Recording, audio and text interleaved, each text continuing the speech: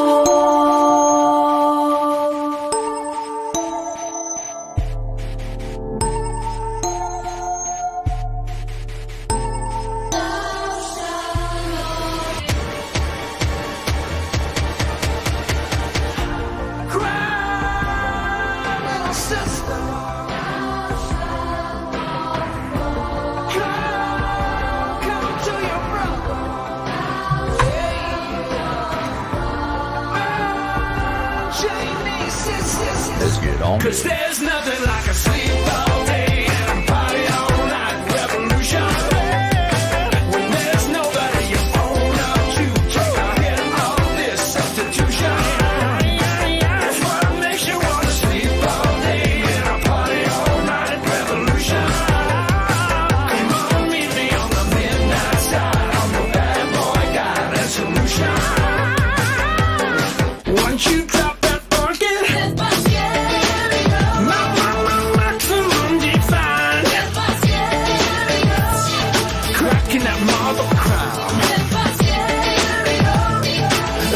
stay alive. Here we go, make a vampire bitch and cry. Yeah. Yeah.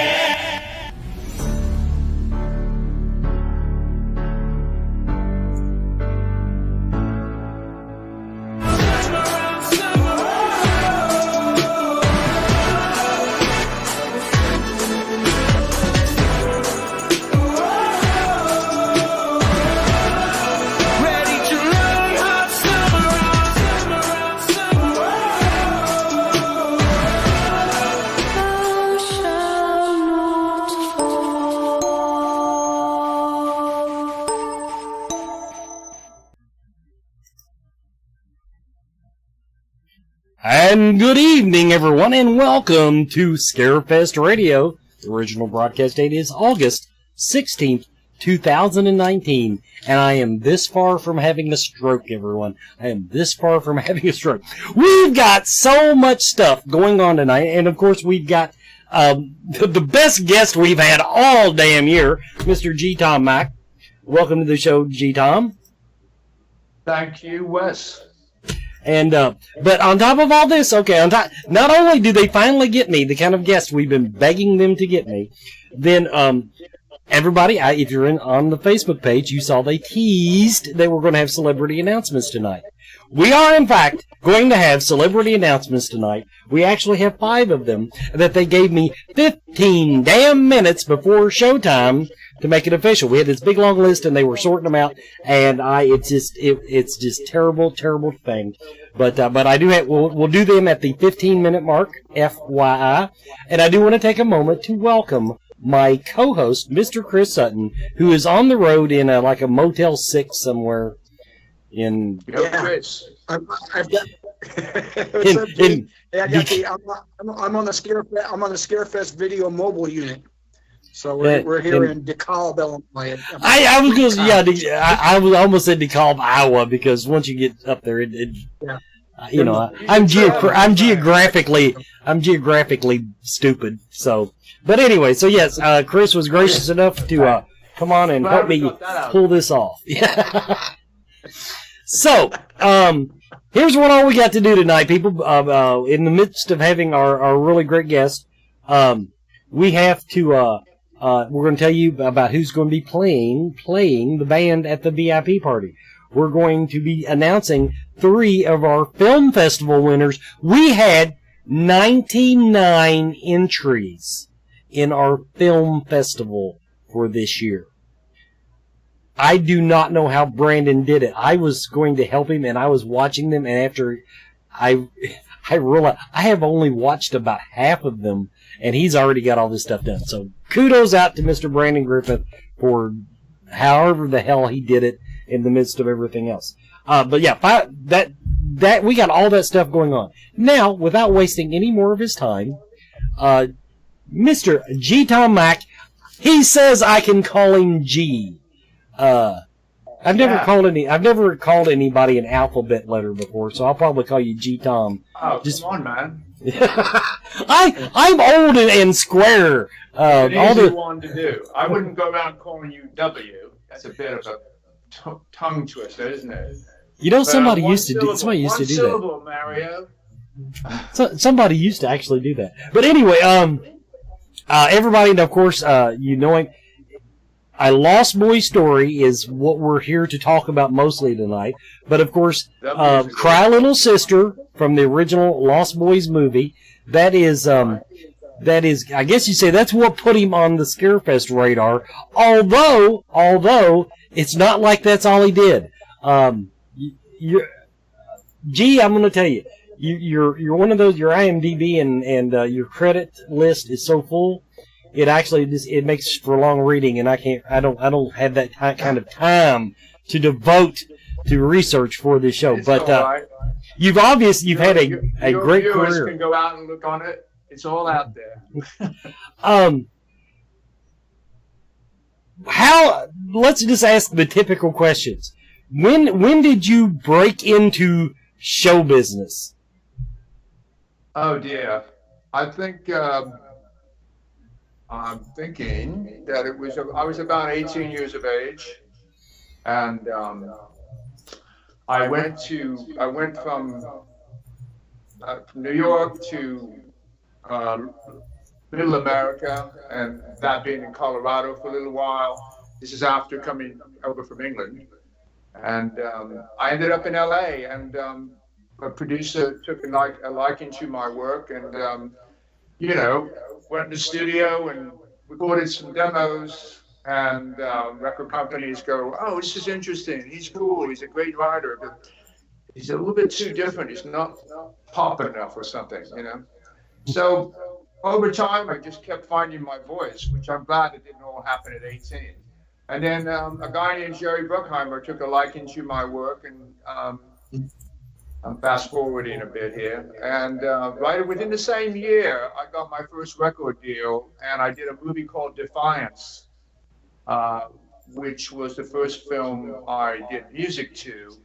And it was sort of like the producers, Jerry Bruckheimer, they wanted like a Bruce Springsteen kind of vibe, and, that kind of tough man sounding guy, So I wrote a bunch of songs that were sort of in that vein, but they were mine, and I made my voice sound like Springsteen to some degree, somewhere between Springsteen and Tom Waits, which I've always had an ability to mock singers and things like that. When you play enough cover bands, you start to, you figure that, well, if I sound like Mick Jagger on this, they'll probably love that. If I sound like this one and that.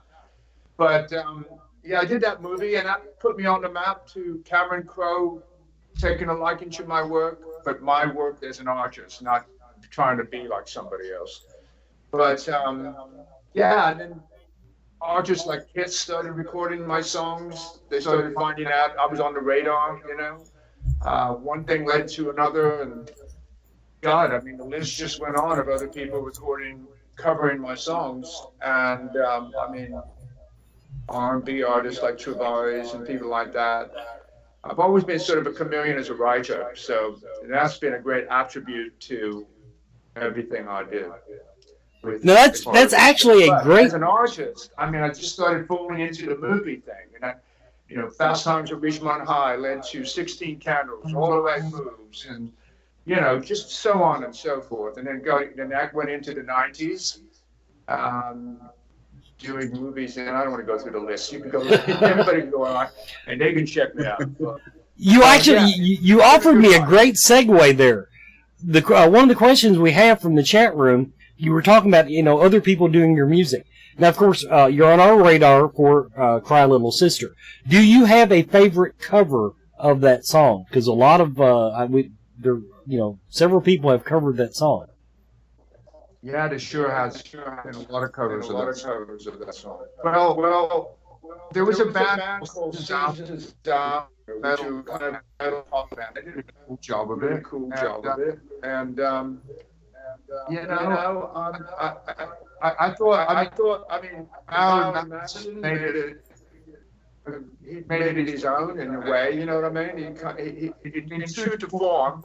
I thought he did a good job as well, And it's hard for me to say which is my favorite because everybody has a different take on it. And mate, I wrote the song. I don't feel like mine's the best. My version is my most favorite or the best or whatever, but it is.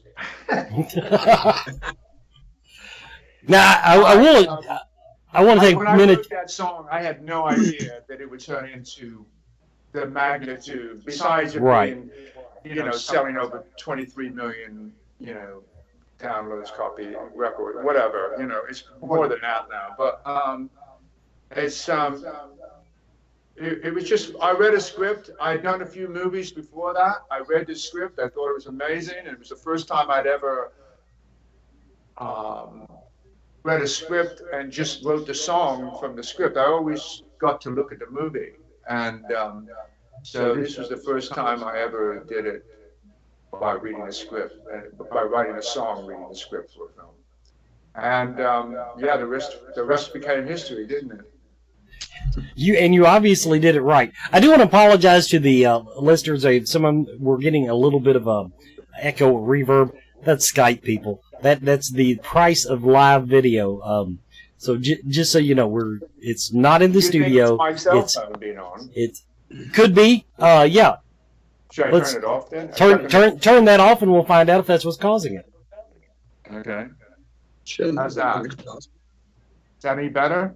That is much better. Come to find out, that's all it was. Okay. That we had actually two feeds going. So if you want me to repeat anything, I think we're good. It came and went. It came and went. Chris, over to you. Okay, G.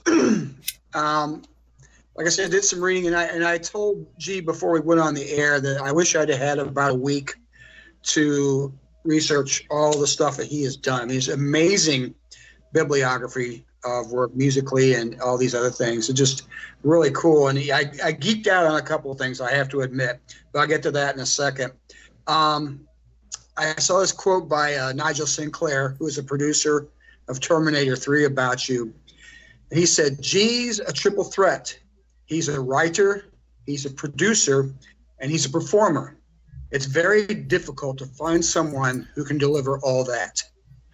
And I cannot think of a better tribute to a musician. And so that I read that, and that's really cool. Okay, I'm going to go back to things. I worked with Nigel on a movie called The Banger Sisters, actually. Right.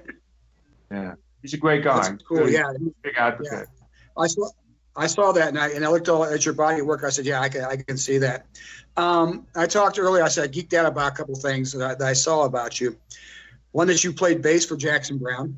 So I may have seen you play. If you were his traveling bass player, I may have seen you before, because I was a Jackson Browne fan.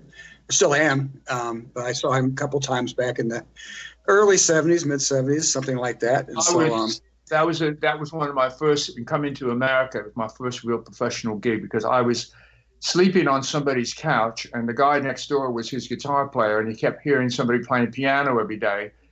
And it's the first time I land, and I had a bass, and he said, "Is that you knocking about in there?" And I said, "Yeah." He said, "You want a gig?" I said, and I was out of money, and I said, "Sure." He said, "Well, I'm playing with this guy, Jackson Browne, who I kind of heard about, and auditioned, and I got the gig. And it was a real, it was just a short-lived thing, because I was actually just in the beginning stages of working on my own career as an artist. Sure. I mean, that's one way to break into that because, Redneck Friend was one of my favorite all-time songs, and he wrote that in a Holiday Inn in Edwardsville, Illinois, which is about 10 miles from my house. And so I've always thought that was cool. The other person I saw was Tommy Bolin, post-toasty guitar player. Going back into my childhood, mate. I know. I told you, I'm old. I remember Bolin. I remember, all this stuff. Tommy was in after Joe Walsh left the James Gang. Tommy was in the James Gang, and then he went on to record Post Toasties and some other really cool guitar stuff and so on. Right. He was. I really looked up to him. Actually, he was the first person to embrace me when I came over to America. He was very encouraging, is the word to say. Too bad he passed on. Yeah, it is. It's a shame. I'll tell you what. I want to get into the musical part that you're doing, but it's time for us to go back to Wes. Okay. Where is that point? And I'm coming. Now, everybody, we're going to talk about our sponsor first, the Mystical Fair of Lexington. Now, it's this weekend. The Mystical Fair of Lexington is this weekend. MysticalFairLex.com. It's Lexington's only monthly psychic and holistic healing arts fair, and it is where I go every month to continue my own spiritual journey, and it's also where I get my start. Now, each month, they offer psychics, intuitives, mediums, a variety of metaphysical vendors, local artisans and crafters, and independently owned small merchants out the wazoo. The building is packed. All kinds. They sell dresses, people. There are people in there selling dresses. So there's just something for everybody at the MysticalFairLex.com. MysticalFairLex.com. That'll give you directions. But it's on Whipple Court. Employment Solutions Building, just off Newtown Pike. You can find it. Once again, MysticalFairLex.com. Now, we rushed into our commercial because, yes, I know you're waiting with bated breath. Everybody will turn it off after this, probably. But we did promise you celebrity announcements, so we're going to give them to you. I'm going to start with our celebrity announcements. So, first up, Tommy Flanagan. Alien vs. Predator. Gladiator. Braveheart is where I remember him mostly from. I vaguely remember him in Sin City. I think I remember that part. But Tommy Flanagan, of course, so they're headliner status dudes. We got Tommy Flanagan coming. Up next, Beverly Randolph. Beverly Randolph, you might remember from The Return of the Living Dead, Death House, No Solicitors, and Dawn of Five Evils. There's your horror chops. Some people are saying, we want more serious horror actors. There you go. She's got the history, she's got the chops in it. Also, now, let's go way back for this one. All the way back to Sleepaway Camp. I hope I don't mispronounce her name. Catherine Cammy. Sleepaway Camp, American Playhouse, Castle, Bones. But Sleepaway Camp, and there's a rumor, they don't have it posted yet, she will be doing a special photo op with Felissa Rose. But what I'm trying to figure out, it's come up that they're going to be in costume, and the only costume I remember Felissa doing in the movie is when she had her head on a naked boy's body at the end of the movie. This could get ugly. So, just saying. But anyway, Catherine Cammy is coming. Now, this one is one that honestly, people, Chris might remember because he's like our age, Chris. Gulliger.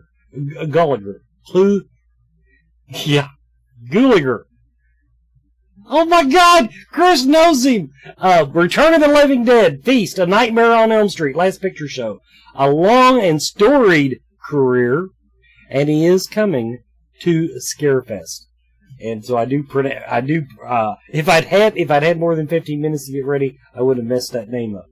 And finally, in our celebrities section, Tom Matthews. Tom Matthews, also from Return of the Living Dead.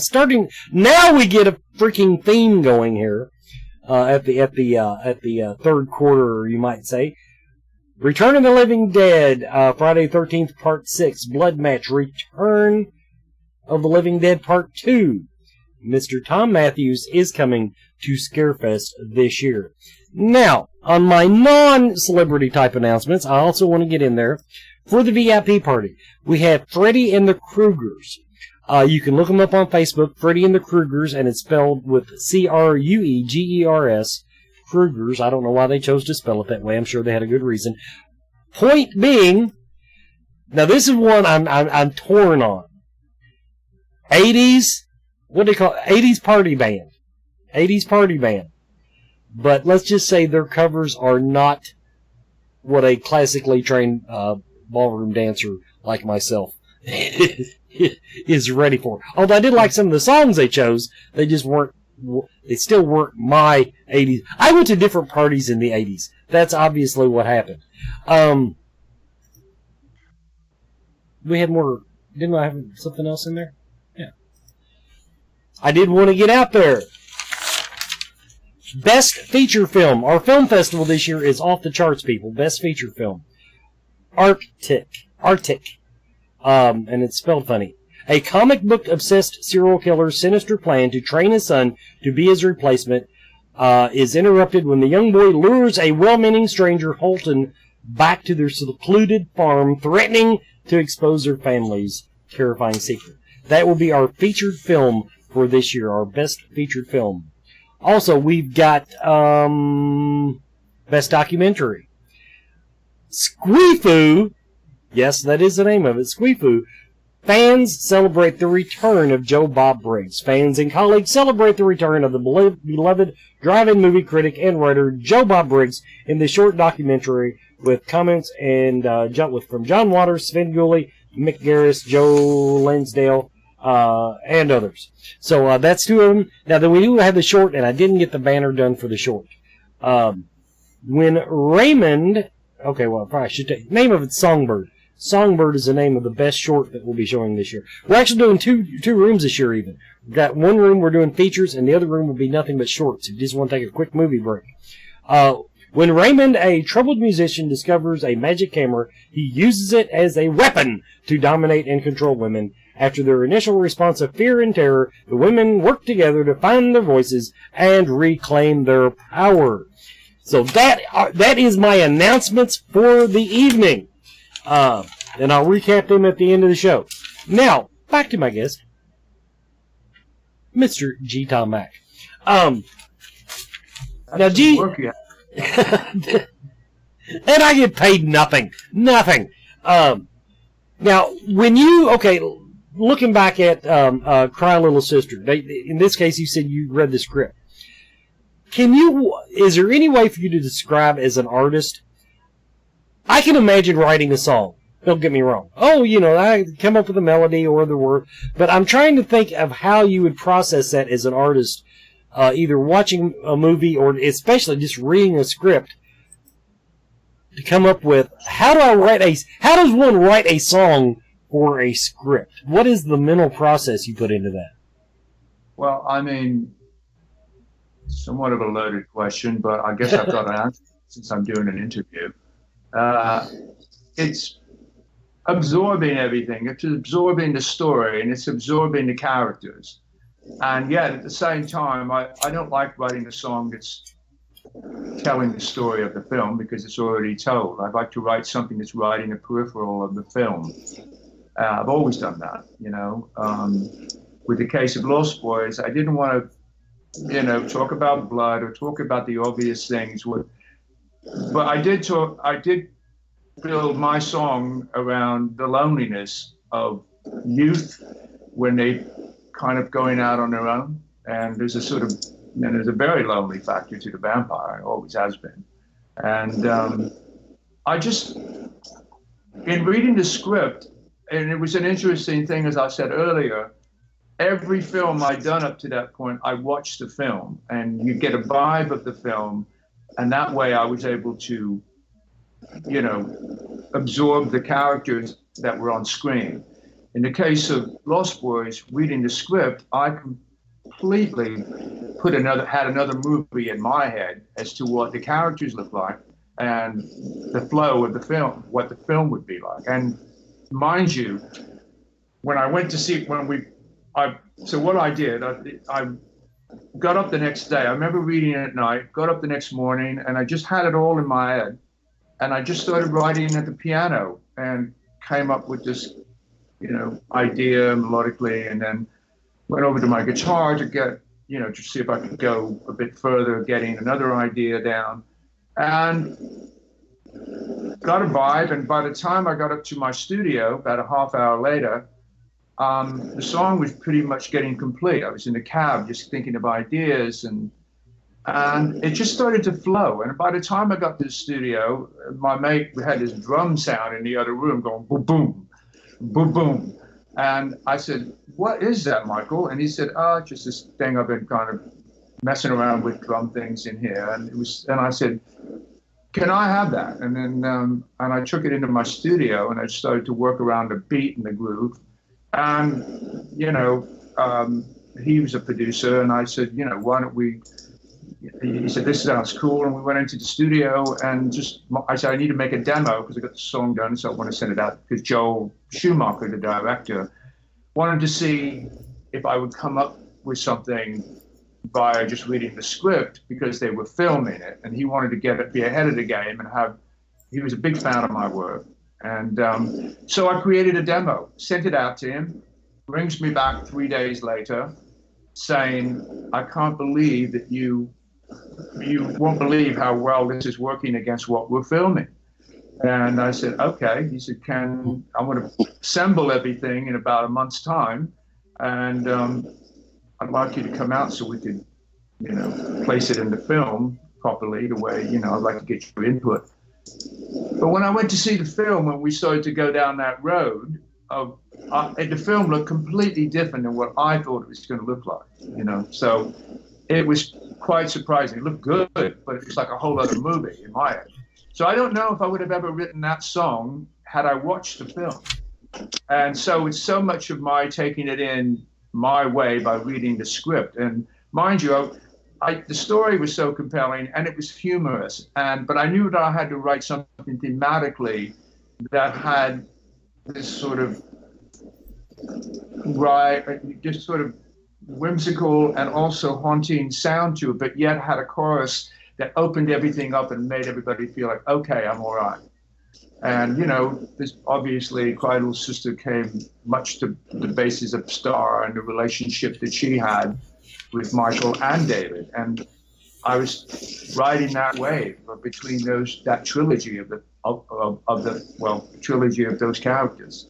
But never once do I talk about vampires or blood or anything. It's all about the aura in which these, rebels without a cause were creating for themselves. Everybody, we're going to take our next commercial break. We'll be right back with more of G. Tom Mac. Yo, yo. Do you feel lost in life? Do you seem to be stuck in emotions that are not yours? Is your home not the sanctuary it should be? Contact Spirit Mechanics, where they take a team approach to your metaphysical and spiritual problems. Spirit Mechanics specializes in aura cleansing, stone attunement, attachment removal, and house cleansings. Spirit Mechanics tailors their approach to your individual spiritual path and needs. Find them every month at Lexington, Kentucky's Mystical Fair, mysticalfairlex.com, or on Facebook by searching Spirit Mechanics, that's MECHANIX. Spirit Mechanics, for your spiritual health and well-being.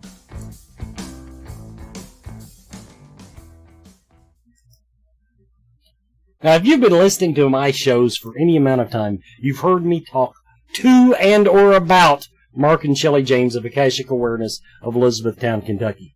It's a metaphysical healing and learning center unlike any other Kentucky. Crystals, gems, and minerals greet you as soon as you walk in the door, and they got a dog. What could go wrong? Akashic Awareness, it's a place devoid of judgment. Everyone is welcome. Belief systems, where you come from. It's all about you. It's about finding yourself. Visit their website, akashicawareness.com, to find out more about them, find out all the different healing things they do, and to find out about their calendar of events. Coming up after, they'll be at the Mystical Fair. They take their rocks on the road, as they say. But they will be at the Mystical Fair this weekend. But coming up after that, you can go in for a massage Thursday, August 22nd, with Rachel Cintron. Tarot readings with Cassidy on Thursday. I don't know who's doing this one. Living in alignment with the law of attraction, coming up Thursday. Can I go to that one? I might make a trip to E-Town for that. I need to learn to live the law of attraction, because I'm attracting some BS right now, let me tell you.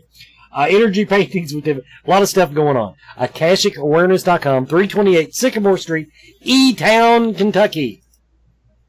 Now, back to our guest. I got one more, Chris, before I turn it over to Chris. So get G-Tom loaded up there.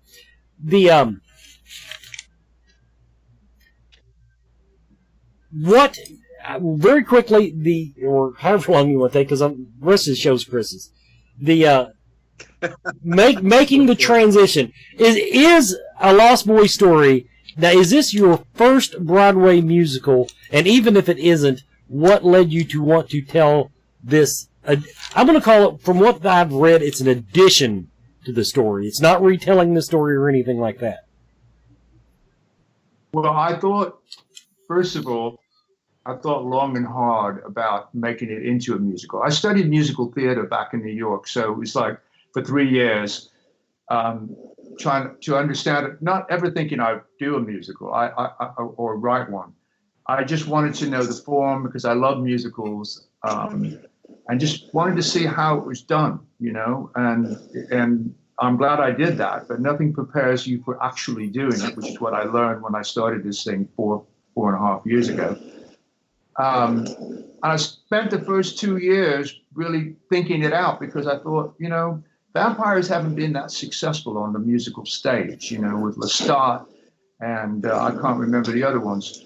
But I thought with Lost Boys, its story had so much, the movie had so much great elements with its humor and with its horror. And I didn't want, the worst thing anyone can do is to put the movie on stage. I knew I had to tell a backstory, which nobody knew where David came from, and I've done that, and where all the other vampires came from. But the most important thing was where they ended up at and how they became mates and for what reason. And also the story of Lucy, the mother of Michael and Sam, played in the movie by Jason Patrick and the late Corey Haim. So I basically told that story as well, and the backstory to what that was, enabled in Act One. Act One starts in 1972, where David is adopted from Lithuania, from an orphanage, and Max runs that orphanage, and there's a couple from Nova Scotia that adopt David, and that's when it all kind of begins in Act One. I don't want to talk too much about what there, you don't want to give too much away. But I really, by the time I started to hammer away at the real story, I started to create songs that I thought would work. And that's when I presented it to Eric Falkenstein, the producer, and Evan Bergman, the producer, musical producers, who have fantastic reputations for being involved with the likes of Wicked, and the list goes on. So I knew Evan, and once I presented it, they said, this is a surefire, we think it's a win. We do want you to rewrite and do this. And I said, I know I've got to do all of that stuff. But they were taken by the actual story and what I've done so far with what's called the book. And so, but these things take a long time.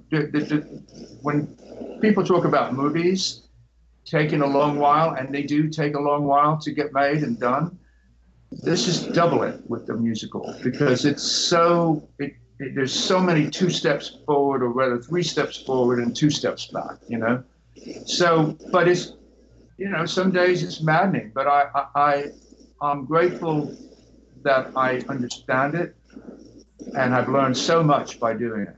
And I think we're onto something good. But one thing that we did a show back in 2018 where the producers came out here in LA at the Globe Theater, and I was playing not even the entire musical to a packed audience of about 2,500 people. And we have these wonderful screens, which you'll see at Scarefest, with visuals from the musical that sync right into what I'm performing on stage. So it was really amazing to see how the audience responded to all the songs that they never heard before. And so we took it to Edinburgh, Scotland, did the same there, massive reviews, did it in Liverpool, and just been performing it. We just performed it in Dallas, Texas, and it went over incredibly well there. So I take great solace in knowing that it's actually working, as a piece of musical theater. Chris, over to you. I was thinking, so you've done all of TV work and you've done movie work and, have your own band work and things like that. Now to me, it seems like the process is going to be different when you're writing a musical. And having played in bands myself and actually in community stuff and community musicals and things like that, the performance process is a lot different. How did you conceptualize that? The transferring what you'd already learned and putting and writing not just songs, but songs that all are cohesive and all work together into a plot and to everything that's going on within the show. Well, first of all, Chris, you have to have the book first before you can write one note of music, and that's what I did. First of all, I developed the story.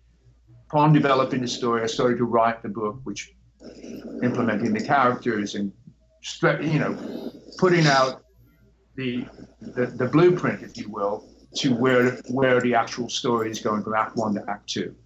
And that was the first thing I did. And then I would be getting ideas along the way. Okay, sleep all day, party all night.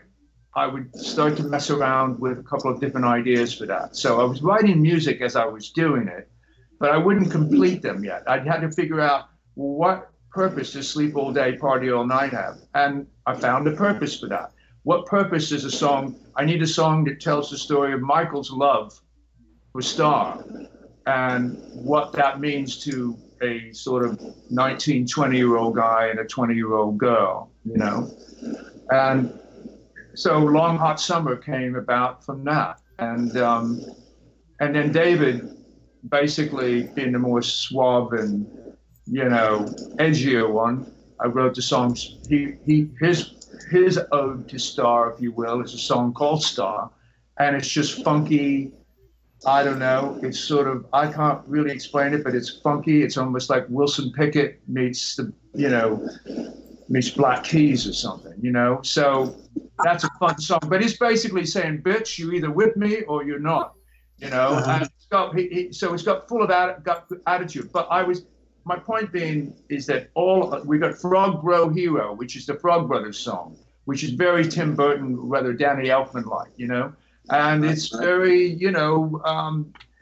it's just a fun piece of work, with the towns, the Santa Carla townspeople, yo frogs, and it's a good bit. And then there's songs like Be One of Us, and, there's everything pertaining to a lot of the lines from the movie as well, but also come up with Death by Stereo, which you could see on that little clip. And that's a fun piece as well. So, but all things have to work with what the story and the book is in order to be able, you can't just write a song and go, okay, that's going to go in there, It's got to be, you got to have the story first. And that's makes perfect sense. And I agree with that. Don't complete the song, just kind of put little bits and pieces together and then wrap it all up when when it all gets cohesive and stuff like that. Yeah, do you ever think about? That's not an easy job either. Because I must have written 3 different versions of Sleep All Day, Party All Night until I found the one that really worked for them being in the cave and just something that had an element that was edgy but yet had a sense of pop sensibility, or rather theater pop. And I understand that how difficult it is to write I mean, I've written a couple songs myself, and I can't imagine. I can imagine, and it's very daunting when I try to imagine it. Trying to write all these songs, that we're talking about here, and people think it's like it pops in your head and you just write it down. It's a lot of tinkering and hitting this note and that note to see what fits and the tempo and does it fit the story. What you're doing, and it just must take an enormous amount of time. Yeah, I mean, there are those times it just flies down out of the sky and you don't argue with it. It just came to you within 30 minutes. I mean, I wrote Cry Little Sister from beginning to end, I think 2 hours time. And by the time I finished it, I was still questioning it. And I would go, and my mate Michael said, "No, man, you've knocked it out of the park." And I'm going, "Really?" And it was an interesting moment when I stumbled on, I'm going to take Thou Shalt Not and have that be a choir. And when that happened, I knew, that had just fallen out of the sky. And sometimes it just works that way. Mind you, I drove everybody crazy with the production of it. That's a whole other story. But, Yeah, I remember the first time I heard that song, the chorus just blew me away. It was like, the song was great, and all of a sudden that comes in, and it's like, wow, it was just so different. I just love that turn. So when you're thinking about, do you ever think about who you would cast in these roles? Now, I mean, obviously, Kiefer's too old to play, now and stuff. I mean, do you ever think about artists or actors or, performers that would do good in these roles? You have to tell us who, but I'm just curious if you think of things like that. I mean, we're going through that process, as we speak. And it's kind of because where the musical's at, we use away. And, we've talked about Malcolm McDowell to be the part of Max, who's managed by my manager. And who would be a great Max because he's older, but yet he's got this British sort of swagger to him, and he's a fantastic actor, But we've been, a lot of new talent is what we're looking for. Things that are coming up, and we're bringing a whole new sensibility to it, and you want to be able to keeping true to the story, because you can't go too far away from what Lost Boys is. But it does have a new and freshness to it. And what we're trying to do is find actors and actresses, which we've been looking at, that have that freshness to them, And it's wide open. It's kind of wide open at this point, but we are looking, and and it's age. We have to equate the ages of where people are at. You know what I mean? Because you're a couple of years away, and these people have to do it for two. You're going to have a good, at least a year run with the main cast. So okay, so once you get together and you cast it, what happens next? I've always wondered. You see the finished product. You see Hamilton and all these shows, and they're on and everything, but you don't see the pains and all these things that go along with it. What's the next step once you get everything together and it's ready to go? So are you talking about what goes on during the process of getting to those next stages? Yeah, to getting it on stage. Well, getting the choreographer on board, meaning making choices, which we've been going through, set designer, lighting designer, and an array of other production factors. But those three are key, and you have to book these people well in advance, and a friend of mine, her name is Natasha Katz, who's a Tony Award-winning lighting designer. I mean, she's booked up for the next 4 years. She was my first choice. But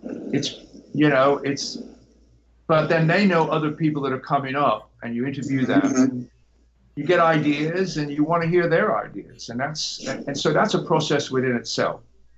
It's not like we sit around. We know exactly how the lighting is going to be. We know exactly what the stage. We want that to be brought to us. And what is your idea? You're the one that's doing this, and that goes down with anybody from Lin Miranda when they were choosing set designers and all the things I mentioned. It's such a process, and it's such, you're constantly tugging every day. I mean, it doesn't leave me every day of my life. It's like the best plague I've ever had, but it's sort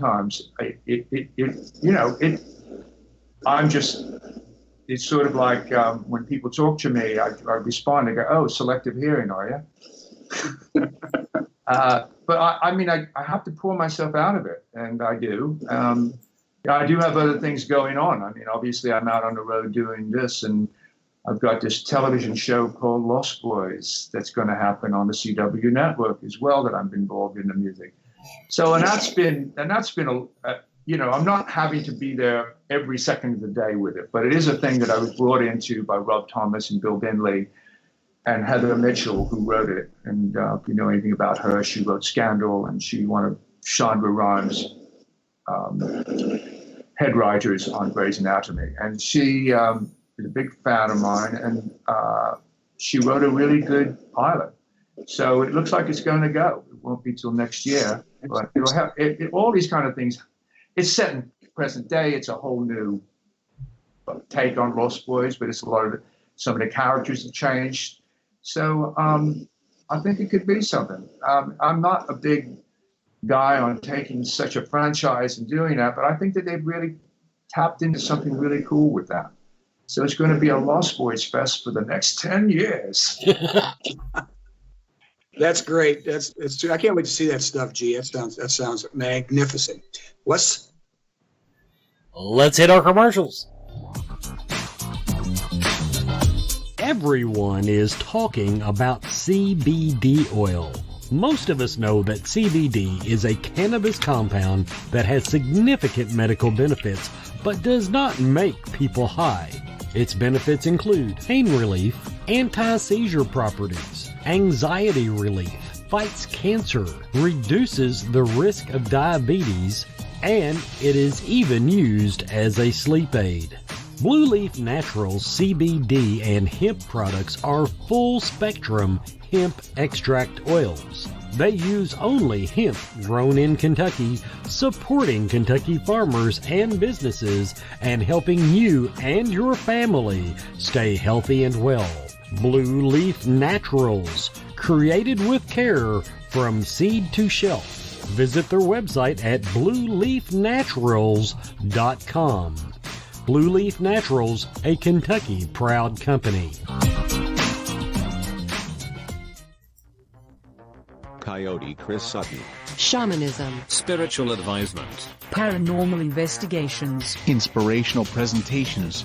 Bringing light to the darkest places for over 20 years. Go to coyotechris.com to learn more.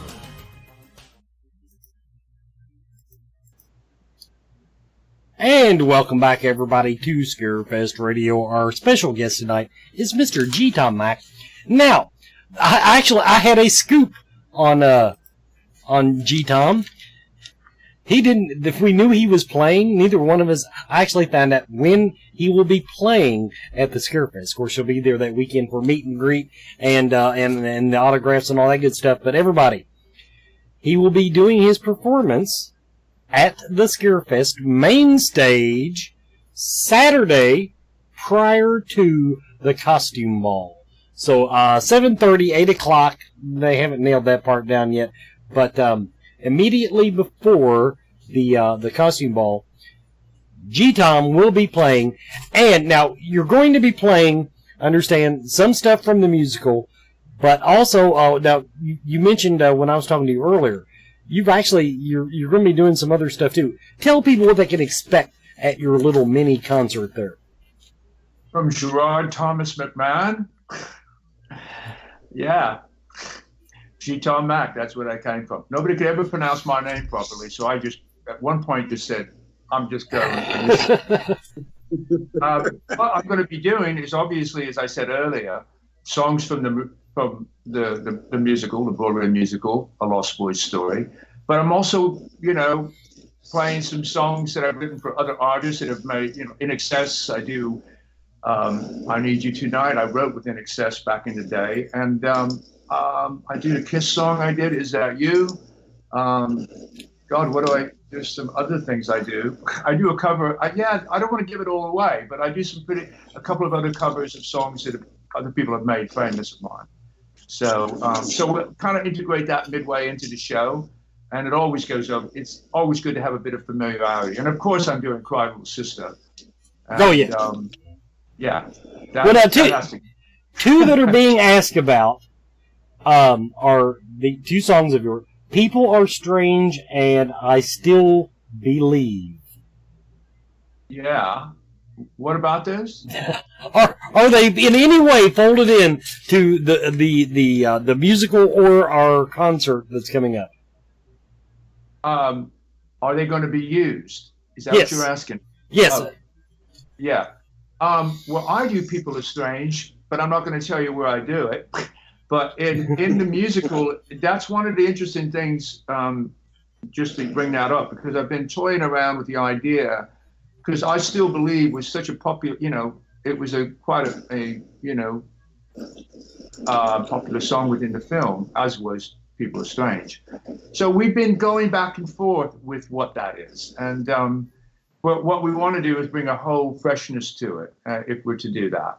And some part of me wants to stay away from that. We do have the Tim Capello saxman guy in the film, but we have 5 buffed up guys that are doing this whole choreographer, all looking like Tim, that is right in Sleep All Day, Party All Night. They all have saxes. They all have the tight jeans on, and they're buffed to no end. And it's like they all look like twins. Like not twins, but what is it when there's 5 people? Quintuplets, I believe. Is that quints? There you go. Yep, sure. So it's an interesting place in the film. I mean, in the musical rather. But yeah, I love those songs. I mean, obviously they have their own iconic place. But yeah, we're figuring that out for the musical. I don't do I Still Believe because that's really Tim live. That's Tim's thing, and we've done some dates together around the globe. And he's a wonderful bloke, and I respect him dearly. Okay, that sticks to his. Well, everyone, we're up to the end of the show. We're at the end of our interview tonight. To recap, in case you tuned in late, coming to Scarefest 2019, Scarefest XII, Scarefest 12, Tommy Flanagan, Beverly Randolph, Christina Camhe, Clu Gulager, and Tom Matthews. That did I butcher one of Chris is laughing at me. Gulager. Gulager, what did I say? Gulager? Some sort of muddy thing in that. No, Gulager. Actually, I think I thought I said that's what I said. But anyway, so we got that coming. We've got the film festival judging underway. We'll have the results out on that for everybody. I want to thank everybody for tuning in. I especially want to thank Mr. G. Tom Mack for coming on the show and sharing with us tonight his history and musical experience. And we're looking very, very much looking forward to meeting you in person. My pleasure, mate. I'm looking forward to meeting all these fans that are coming out, and I can guarantee you we will rock the night of the 14th, that Saturday. And yeah, I can't wait to perform songs from the musical and just do a whole night where we just take it to the limit, if you will. No limit. No limit. Buy your tickets now, everyone. TheScarefest.com. General admission tickets will get you in to see Mr. G. Tom Mack. Thanks, everybody, for tuning in. Nice.